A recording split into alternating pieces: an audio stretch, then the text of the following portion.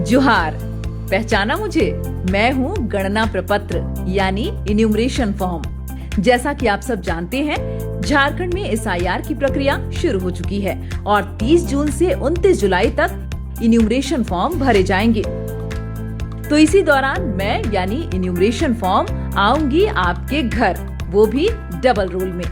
नहीं, फॉर्म देखकर घबराने की जरूरत नहीं है, क्योंकि इस फॉर्म को भरना बेहद आसान है। तो चलिए अब मैं आपको बताती हूँ कि आप कैसे बिल्कुल आसानी के साथ अपना इन्यूमरेशन फॉर्म भर सकते हैं।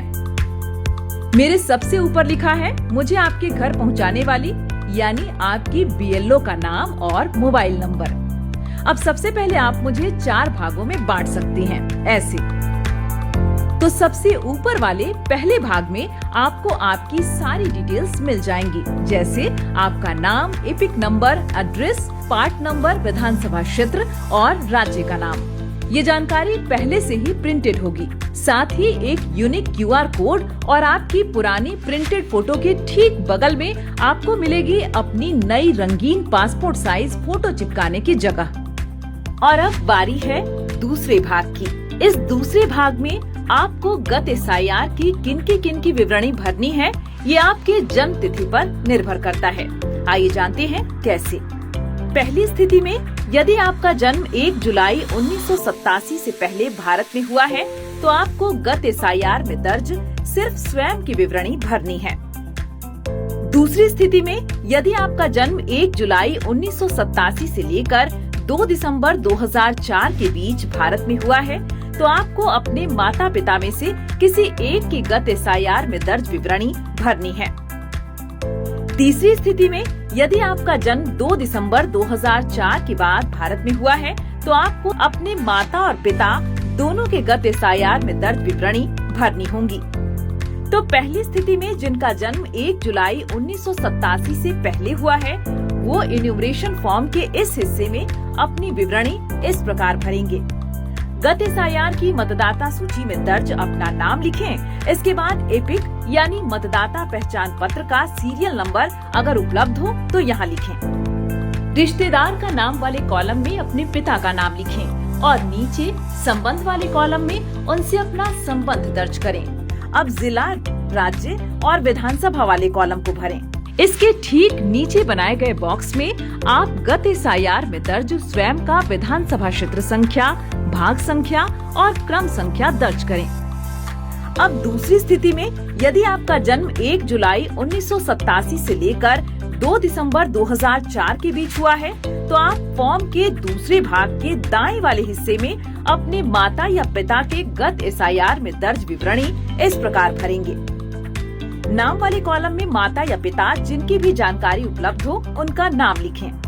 यदि उनका एपिक नंबर उपलब्ध हो तो यहाँ लिखें। अब तीसरे कॉलम जहाँ रिश्तेदार का नाम लिखना है, वहाँ ऊपर नाम वाले कॉलम में जिनका नाम लिखा है उनके पिता का नाम लिखें। इसके नीचे वाले कॉलम में उनसे अपना संबंध लिखें। अब जिला, राज्य और विधानसभा वाले कॉलम को भरें। इसके ठीक नीचे बनाए गए बॉक्स में गत एसआईआर में दर्ज उनकी विधानसभा क्षेत्र संख्या, भाग संख्या और क्रम संख्या लिखें।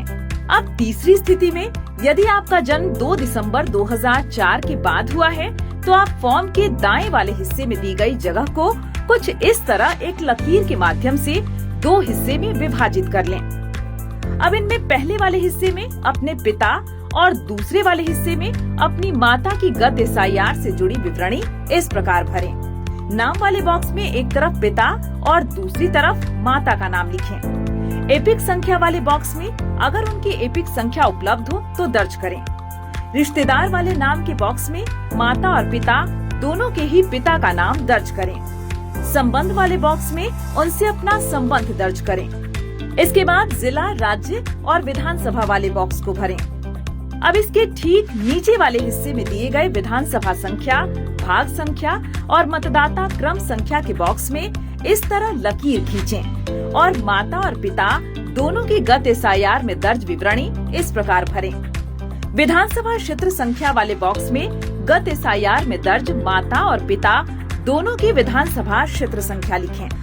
इसी तरह भाग संख्या और क्रम संख्या में गत एसआईआर में दर्ज माता और पिता दोनों की भाग और क्रमांक संख्या दर्ज करें। अब आते हैं फॉर्म के तीसरे हिस्से में। यहाँ आपको अपनी कुछ सामान्य जानकारियाँ दर्ज करनी होंगी, जैसे अपनी जन्म तिथि, यदि आपका आधार नंबर उपलब्ध हो तो यहाँ लिखें। उसके बाद अपना मोबाइल नंबर और फिर अपने पिता या अभिभावक का नाम, यदि आपके पिता या अभिभावक का मतदाता पहचान पत्र संख्या उपलब्ध हो तो यहाँ लिखें। उसके बाद अपनी माता का नाम लिखें।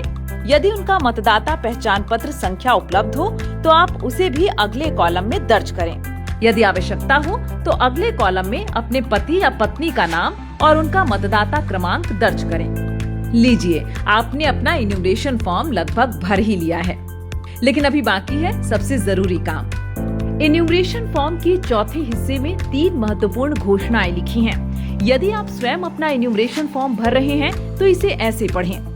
ऊपर उल्लिखित मतदाता, जो कि मैं स्वयं हूँ, ने किसी अन्य देश की नागरिकता प्राप्त नहीं की है। मैं मतदाता सूची में शामिल होने के लिए आवेदन कर रहा हूँ और ऊपर उल्लिखित नाम, जो कि मैं स्वयं हूँ, किसी अन्य विधानसभा क्षेत्र, संसदीय क्षेत्र में शामिल नहीं हूँ। मुझे पता है कि इस आवेदन के संबंध में उपरोक्त कथन या घोषणा करना जो झूठा है और जिसके बारे में मैं जानता या मानता हूँ कि वह झूठा है या जिसे मैं सच नहीं मानता हूँ, लोक प्रतिनिधित्व अधिनियम 1950 की धारा 31 के अंतर्गत 1 वर्ष तक का कारावास या जुर्माना या दोनों हो सकता है। और यदि आप परिवार के किसी अन्य सदस्य के लिए इन्यूमरेशन फॉर्म भर रहे हो तो इसे ऐसे पढ़ें। ऊपर उल्लिखित मतदाता, जो कि मेरे परिवार का सदस्य है, ने किसी अन्य देश की नागरिकता प्राप्त नहीं की है। मैं मतदाता सूची में शामिल होने के लिए आवेदन कर रहा हूँ और ऊपर उल्लिखित नाम, जो मेरे परिवार का सदस्य है, किसी अन्य विधानसभा क्षेत्र, संसदीय क्षेत्र में शामिल नहीं है। मुझे पता है कि इस आवेदन के संबंध में उपरोक्त कथन या घोषणा करना जो झूठा है और जिसके बारे में मैं जानता या मानता हूँ कि वह झूठा है या जिसे मैं सच नहीं मानता हूँ, लोक प्रतिनिधित्व अधिनियम 1950 की धारा 31 के अंतर्गत 1 वर्ष तक कारावास या जुर्माना या दोनों हो सकता है।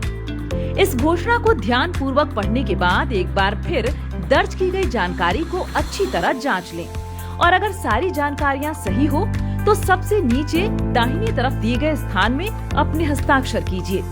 यदि घर का कोई सदस्य अस्थायी रूप से अनुपस्थित हो तो घर का कोई भी वयस्क सदस्य उनका फॉर्म भर सकता है।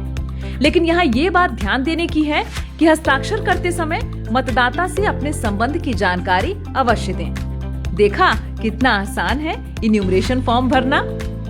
यही नहीं, इससे भी आसान है इन्यूमरेशन फॉर्म जमा करना। 2 प्रतियों में मिले इन्यूमरेशन फॉर्म को भरने के बाद एक प्रति बीएलओ को दे दें और दूसरी प्रति में इसकी रिसीविंग जरूर ले लें। रिसीविंग वाले प्रति को अपने पास सुरक्षित रख लें। बस हो गया। और एक बात, इन्यूमरेशन फॉर्म भरने में देर न करें। फॉर्म मिलते ही जितनी जल्दी हो सके इसे भरकर जमा करें। इन्यूमरेशन फॉर्म के साथ कोई भी दस्तावेज नहीं देना है। सिर्फ पात्र भारतीय नागरिक ही इन्यूमरेशन की इस प्रक्रिया में भाग ले सकते हैं। वैध अथवा अवैध रूप से भारत आए किसी विदेशी नागरिक का सत्य या मिथ्या जानकारी देना, रिक्त या आंशिक रूप से इन्यूमरेशन फॉर्म भरना या फॉर्म पर हस्ताक्षर करना जन प्रतिनिधित्व अधिनियम की धारा 31 के तहत एक दंडनीय अपराध है। अगर कोई भी विदेशी नागरिक भरा हुआ इन्यूमरेशन फॉर्म बीएलओ को व्यक्तिगत रूप से अथवा ऑनलाइन माध्यम से जमा करता है तो ईआरओ उस आवेदक के खिलाफ एफआईआर दर्ज करेंगे। विदेशी नागरिक इन्यूमरेशन फॉर्म न भरें और बिना हस्ताक्षर किए ही बीएलओ को तुरंत वापस करें। एसआईआर की प्रक्रिया से हमारी मतदाता सूची होगी एकदम शुद्ध और सटीक। तो इस अभियान में आप भी अपना योगदान दें और जागरूक मतदाता का कर्तव्य निभाएं।